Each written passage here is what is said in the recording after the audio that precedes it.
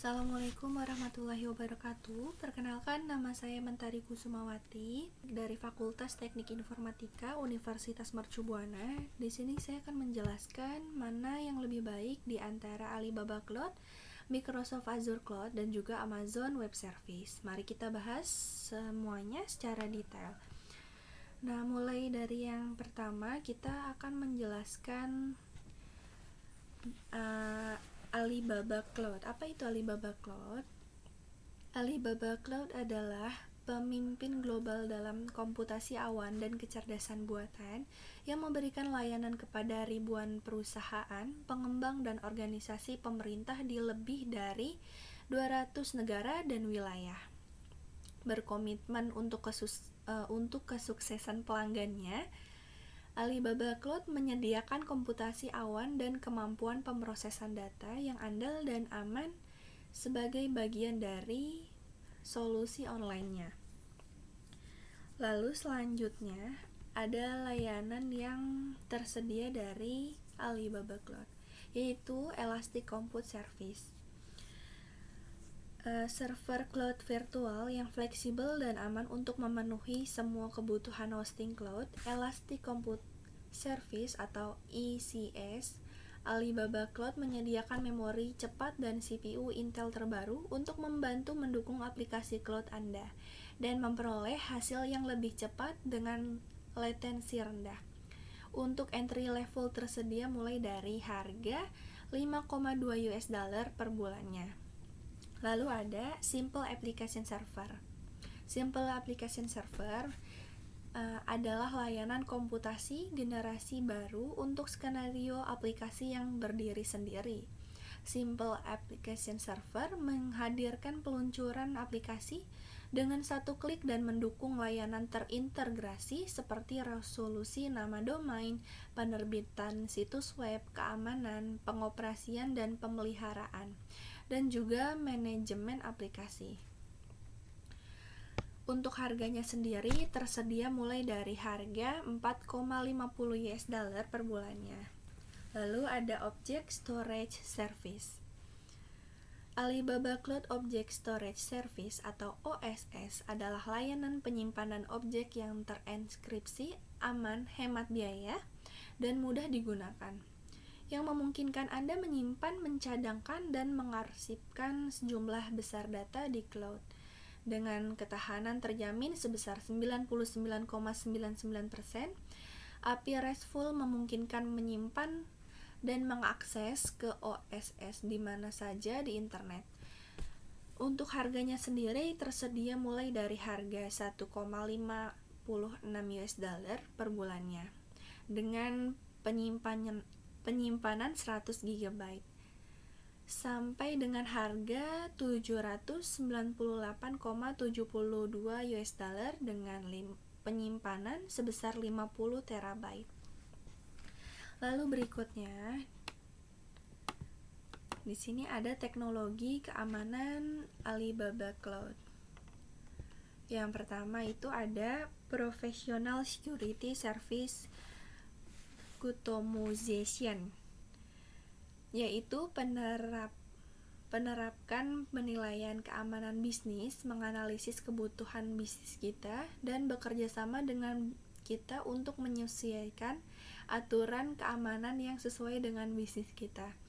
Lalu yang kedua ada Cloud Native Security Service, yaitu dikembangkan berdasarkan arsitektur keamanan adaptif. Layanan ini juga memungkinkan pemantauan dan analitik keamanan berkelanjutan untuk data kita. Alibaba Cloud juga menyediakan laporan ancaman real-time dan pemulihan cepat dari resiko keamanan untuk melindungi data kita. Lalu selanjutnya ada Security Assurance Throughout Service Lifecycle,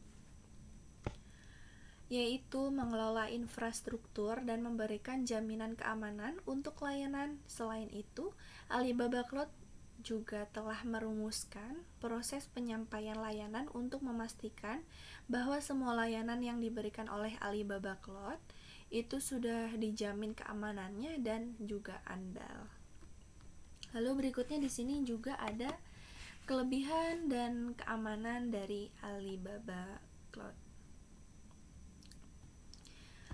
Ataupun kelebihan dari Alibaba Cloud ini sebagai berikut. Yang pertama, ada situs Alibaba tergabung dalam 3 grup, yaitu ada dari Inggris, Cina, Jepang, dengan basis pelanggan yang cukup luas untuk meningkatkan jumlah informasi.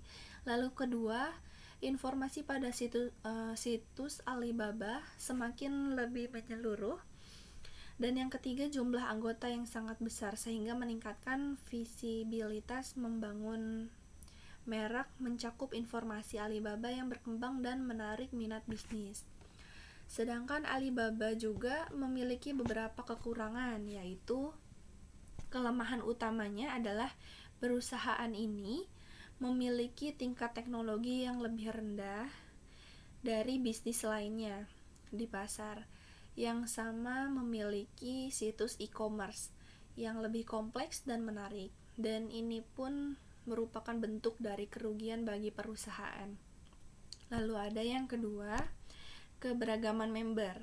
Dari segi anggota, Alibaba mempunyai member yang beragam. Terjadi sebuah gesekan internal yang sangat serius antara efek dari pelanggan positif dan juga efek dari pelanggan negatif. Lalu yang ketiga, upaya pengembangan merek belum maksimal.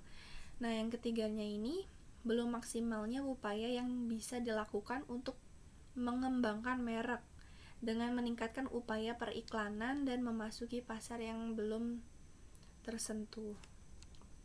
Lalu yang kedua,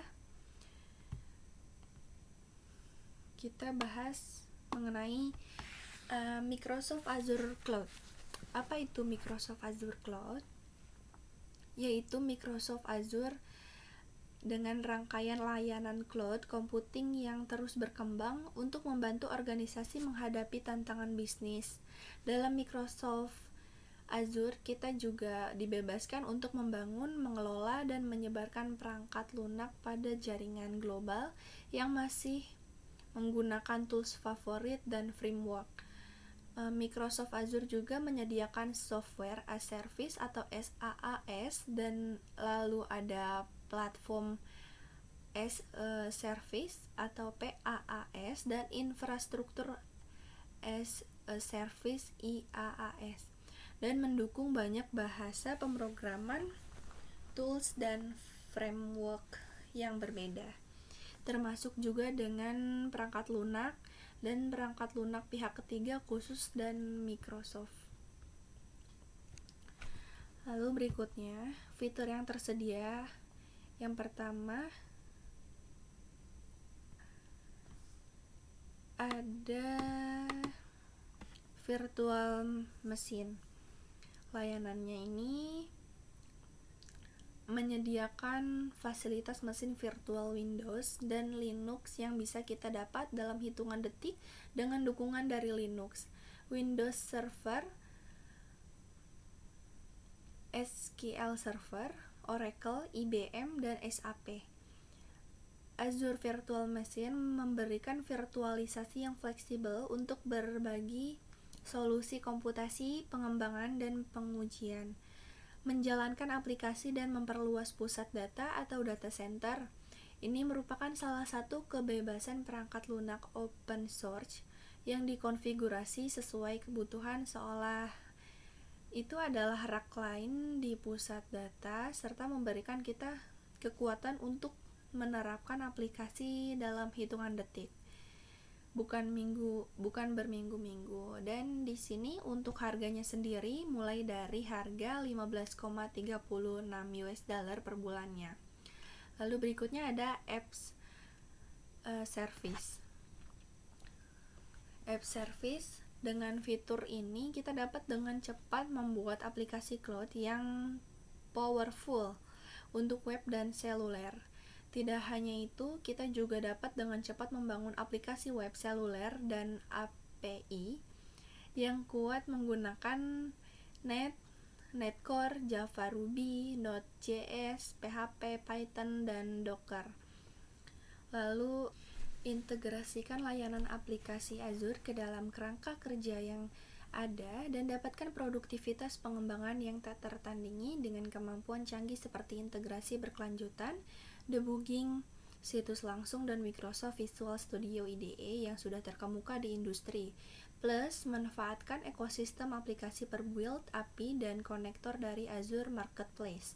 Terapkan pembaruan dengan mudah dengan kemampuan CI dan CD terintegrasi dengan layanan tim Visual Studio, Bitbucket, Docker Hub, dan GitHub.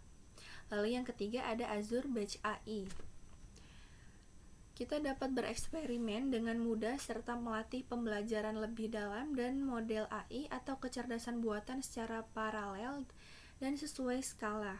Fokus pada beban kerja, bukan kepada infrastruktur, dengan meninggalkan penyediaan sumber daya dan manajemen untuk Batch AI. Layanan ini akan menggunakan mesin virtual container dan menghubungkan penyimpanan bersama dan mengkonfigurasi SSK untuk masuk. Batch AI Training menyediakan model pemrograman yang fleksibel dan SDK sehingga dapat dengan mudah mengintegrasikan alur kerja sendiri karena Batch AI menangani penerapan. Mudah untuk beralih ke jaringan dan high parameters. Batch AI bekerja dengan semua keluarga Microsoft Azure VM, termasuk GPU NVIDIA terbaru yang terhubung dengan InfiniBand. Ini memberikan kita kemampuan untuk mengatur sumber daya komputasi untuk apapun yang dibutuhkan, model dan data pelatihan, infrastruktur kuat yang sama yang digunakan Microsoft untuk pengembangan AI-nya.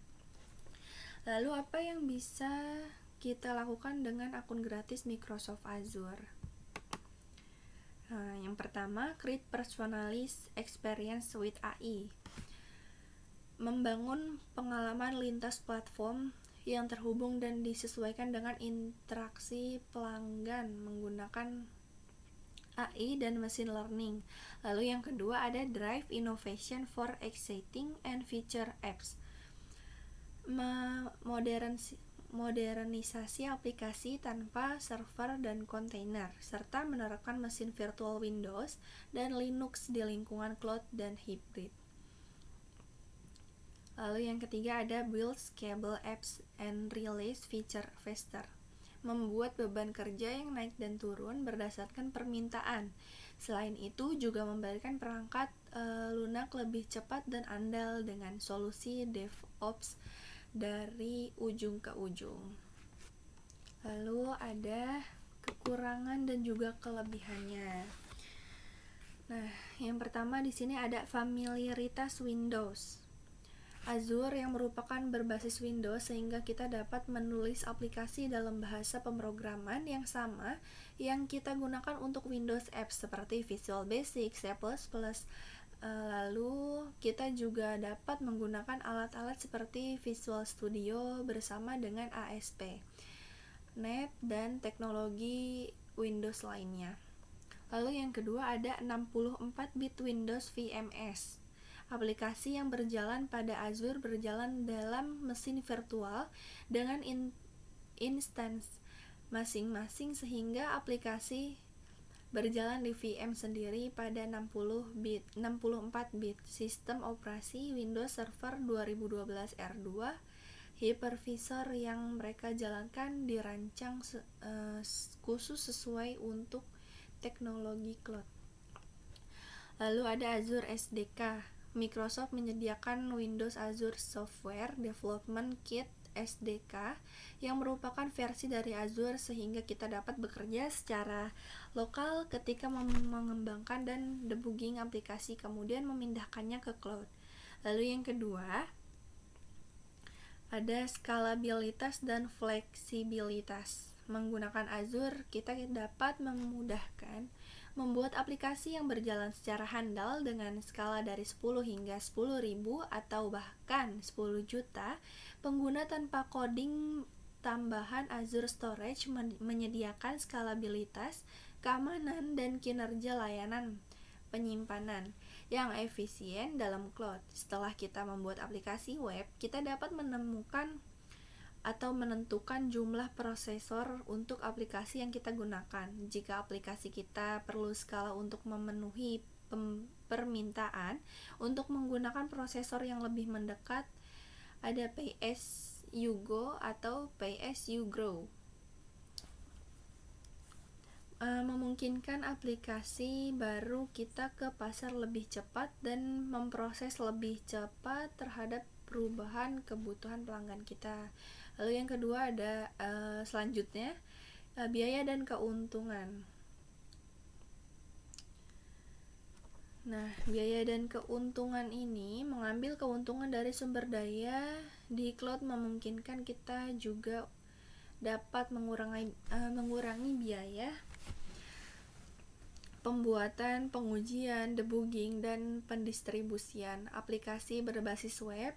Ketentuan harga Windows Azure akan didasarkan pada konsumsi dengan biaya per jam yang tergantung pada ukuran instan per bulan atau biaya per transaksi untuk layanan penyimpanan Azure berdasarkan ukuran data. Lalu ada pusat data berdasarkan di cloud. SQL Azure menyediakan semua manfaat dari pusat data kelas enterprise sehingga tidak ada lagi kekhawatiran tentang backup data. Lalu yang 9 ada keamanan. Mengetahui bahwa keamanan merupakan salah satu perhatian terbesar bagi perusahaan dan mempertimbangkan untuk pindah ke cloud. Layanan Net Access Control Service menyediakan cara untuk mengintegrasi identitas dan keamanan Assertion Markup Language (SAML) token yang digunakan oleh aplikasi untuk menentukan apakah penggunaan diperbolehkan akses. Berikutnya ada Traffic Manager. Pengguna dapat mengatur keseimbangan traffic incoming di beberapa host milik Windows yang tersebar di seluruh dunia. Apabila suatu aplikasi hanya tinggi trafficnya pada waktu-waktu tertentu, maka tentunya kebutuhan sumber daya hanya tinggi pada saat tertentu saja. Sehingga kita dapat melakukan setting traffic dengan menggunakan sumber daya rendah pada saat jumlah akses rendah dan meningkatkan kapasitas sumber daya apabila sedang mencapai peak time. Lalu berikutnya ada interoperabilitas. Dengan Azure, kita dapat mengembangkan aplikasi hibrid yang memungkinkan secara lokasi aplikasi kita untuk menggunakan layanan cloud seperti layanan database dan layanan penyimpanan. Layanan komunikasi bekerja antara aplikasi lokal dan aplikasi awan serta perangkat mobile. Azure mendukung open standards dan protokol internet seperti HTTP, XML, SOAP, dan REST. Lalu ada kelebihan dari Microsoft Azure. Untuk kelebihannya sendiri membutuhkan kelemahannya sendiri di sini membutuhkan manajemen. Azure membutuhkan manajemen khusus dengan alat seperti penambah dan pemantau server. Ini berbeda dari platform SaaS karena mereka bergantung pada pengguna akhir untuk mengkonsumsi informasi kita juga. Akan kebutuhan sumber daya manusia untuk secara fisik memonitor pusat data berbasis cloud dan memastikan bahwa semua hal berjalan lancar. Lalu ada kecepatan. Memulai akun cloud adalah tugas yang cukup mudah hari ini dengan mengingat kemudian akses. Namun dalam kasus Microsoft Azure 54 wilayah melayani 140 negara berbeda di dunia. Jika kita tinggal di negara yang jauh dari wilayah pusat data, kita akan melihat kelambatan dalam kecepatan yang dapat mengganggu beberapa perusahaan. Berikutnya, membutuhkan keahlian platform. Tidak seperti server lokasi, Microsoft Azure membutuhkan keahlian untuk mengoperasikannya, sehingga semua bagian yang diperlukan fungsional. Menyediakan layanan cloud yang berlebih adalah salah satu kesalahan umum yang dilakukan oleh administrator bisnis. Kesalahan sederhana, bahkan tidak mudah diidentifikasi di cloud, sehingga menelan biaya ribuan dolar per tahun untuk bisnis. Lalu berikutnya ada Amazon Web Service. Apa itu Amazon Web Service? Adalah platform cloud paling komprehensif dan digunakan secara luas di dunia, menawarkan lebih dari 200 layanan unggulan yang lengkap dari pusat data secara global, jutaan pelanggan, termasuk beberapa startup dengan pertumbuhan tercepat. Perusahaan terbesar dan lembaga pemerintah terkemuka menggunakan AWS untuk memangkas biaya, menjadi lebih sigap dan berinovasi lebih cepat. Nah, di sini ada layanan yang tersedia. Yang pertama ada Amazon Elastic Compute Cloud atau Amazon EC2. Adalah layanan web yang memberikan kapasitas komputasi yang aman dan berukuran fleksibel di cloud. Amazon EC2 dirancang untuk membuat komputasi cloud berskala web lebih mudah bagi pengembang antarmuka. Layanan web sederhana Amazon memungkinkan Anda mendapatkan dan mengonfirmasi kapasitas dengan friksi minimal. Amazon EC2 memberi Anda kendali penuh atas sumber daya komputasi dan memungkinkan Anda bekerja di lingkungan komputasi Amazon yang telah terbukti dengan harga mulai dari $133,54 per bulan.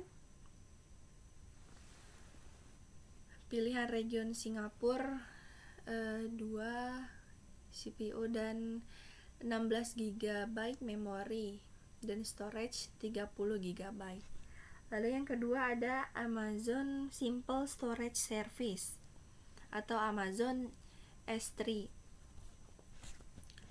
Adalah layanan penyimpanan objek yang menawarkan skalabilitas, ketersediaan data, keamanan, dan kinerja terdepan. Dalam industri ini berarti pelanggan dari segala ukuran dan industri dapat menggunakan untuk menyimpan dan melindungi data sebanyak apapun untuk berbagai kasus penggunaan, seperti data lake, situs web, aplikasi perusahaan, perangkat IoT, dan analisis big data. Amazon S3 memberikan fitur manajemen yang mudah sehingga Anda dapat mengatur data dan mengonfigurasi kontrol akses yang di-setel dengan baik guna memenuhi kebutuhan bisnis, organisasi, dan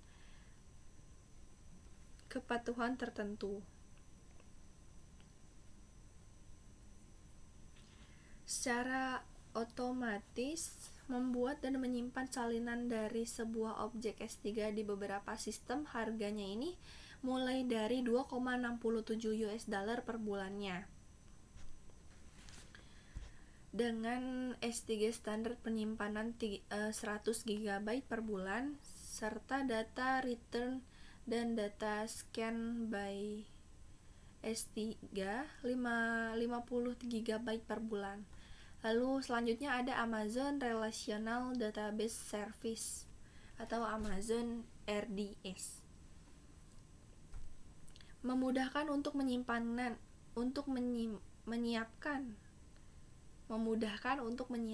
mengoperasikan, dan menskalakan database relasional di cloud. Amazon RDS memberikan kapasitas yang hemat biaya dan dapat diubah ukurannya, sementara melakukan automasi tugas administrasi yang memakan waktu, seperti menyediakan perangkat keras, pengaturan database, patching, dan pencadangan. Amazon RDS memberikan keleluasaan kepada Anda untuk fokus pada aplikasi sehingga Anda dapat memberikan platform cepat, ketersediaan, keamanan, dan kompatibilitas tinggi yang mereka perlukan. Pilihan database Oracle harganya ini mulai dari $365,99 US dollar per bulannya.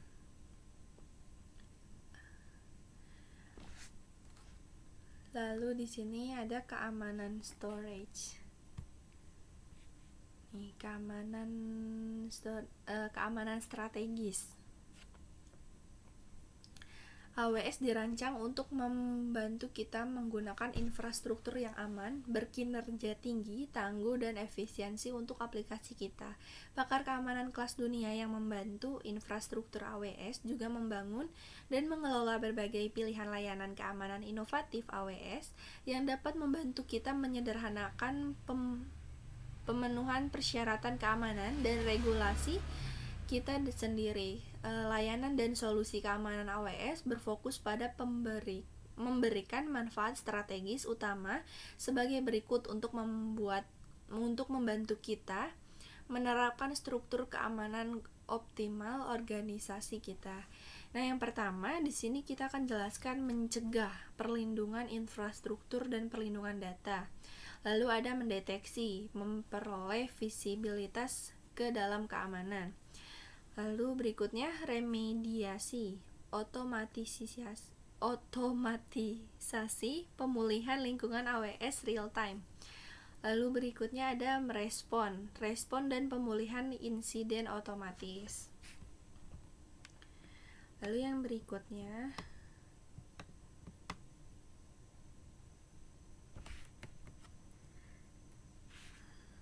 kelebihan dan kekurangannya dari AWS Cloud diantaranya bayar sesuai kebutuhan. Kita hanya akan membayar ketika kita menggunakan proses komputasi sesuai dengan besaran pemakaian. Lalu berikutnya manfaat dari skala ekonomi masif, yaitu investasi skala besar yang dilakukan penyedia layanan cloud berdampak pada penurunan biaya yang harus dilakukan oleh pelanggan. Kapasitas fleksibel, akses sebanyak atau sesedikit apapun sesuai yang kita butuhkan. Tidak perlu memikirkan berapa kapasitas yang harus kita sediakan. Lalu berikutnya, cepat dan lincah. Proses penerapan yang begitu mudah hanya dengan sekali klik benar-benar mengurangi waktu yang diperlukan dalam mengembangkan. Tidak memberikan data center, kita dapat berfokus pada bisnis dan pelanggan tanpa harus memikirkan dan disibukkan dalam penjalanan dan pemilihan perangkat server. Lalu berikutnya ada go global. Dalam hitungan menit, membangun aplikasi kita dengan cara yang sangat mudah hanya dengan beberapa klik saja. Latensi lebih rendah, pengalaman lebih baik dengan biaya minimal.